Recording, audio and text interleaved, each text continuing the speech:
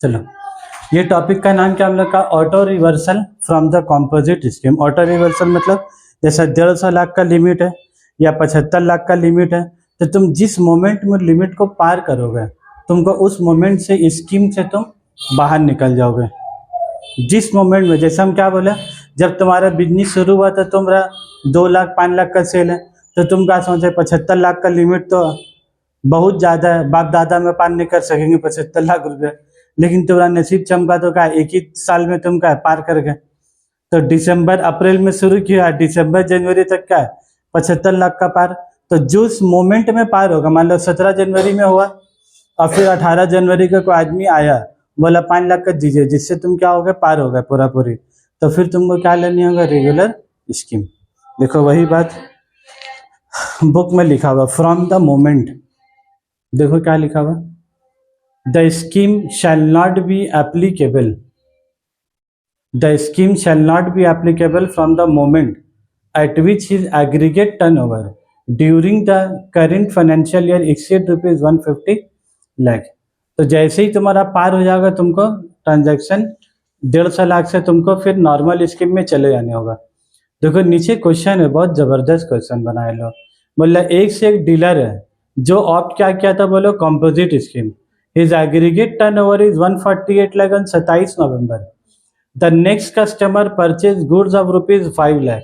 देखो सिचुएशन, 148 लाख का सेल था 27 नवंबर तक, अगला आदमी आया 5 लाख का खरीदा, तो 148 से कितना हो गया, बोला 153, तो 150 लाख पार हो गया। अब मुद्दा क्या है, find GST payable on next purchase if the rate of GST is 18%। तो तुमको बताने कैसे होगा, तुमको बोलने होगा कि जो 150 लाख रुपया जो हुआ उसका, पहले उसका कितना था, बोलो 148 लाख, पहले उसका कितना था, उसका 148 लाख था 27 नवंबर तक, कितना था उसका, बोला 148 लाख। यहाँ से यहाँ इसका टर्नओवर कितना था, 148 लाख। यहाँ पर एक को कस्टमर आया 5 लाख का सामान खरीदा, तो अब उस पूछा है तुमसे कि जो ये इसके ऊपर जीएसटी कैसे तुम लगाओगे, तो तुमको कैसे लगाने होगा, 148 में अभी भी कितना बाकी है, बोलो तो 150 लाख पार करने के लिए कितना बाकी है, 2 लाख। तो ये 2 लाख के ऊपर तुम क्या लगाओगे, बोला कंपोजिट लगाओगे, और कितना जीएसटी लगाओगे, बोला 1%। इसके ऊपर कितना लगाओगे, 1%। ये जो नेक्स्ट 3 लाख है, ये जो अगला 3 लाख रुपया, ये तुम कहाँ चलेगा, बोला रेगुलर जीएसटी में। यहाँ से तुम कहाँ चले आओगे, रेगुलर जीएसटी में। तो इसके बाद से तुम्हारा जीएसटी का रेट कितना होगा, देखो लोग बता दिया 18%।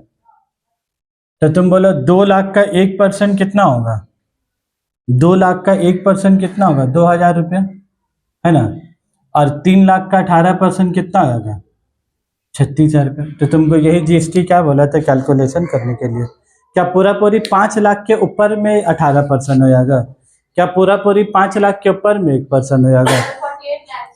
5 लाख जो हुआ है, तो अभी 2 लाख बाकी था, 2 लाख से 1% दे दिया तो बचा उसमें। अब 3 लाख जो है क्या, उसका 150 लाख का ऊपर हो गया, और 150 लाख का ऊपर जैसी जगह जिसको क्या देने होगा, अब वो 1% का और मजा ले सकता हो, और वो मजा नहीं ले सकता 1% का, अप टू 1.5 लाख तक ही करना है, अब तो 150 लाख तक।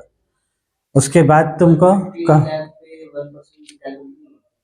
इसके ऊपर नहीं, ये क्यों गई, तो ऑलरेडी हो चुका है इसका सेल, ये तो ऑलरेडी कर चुका। हम लोग को खाली ये 5 लाख के ऊपर में बोला कि क्या करना है। तुम देखो ना, find the GST payable for next purchase,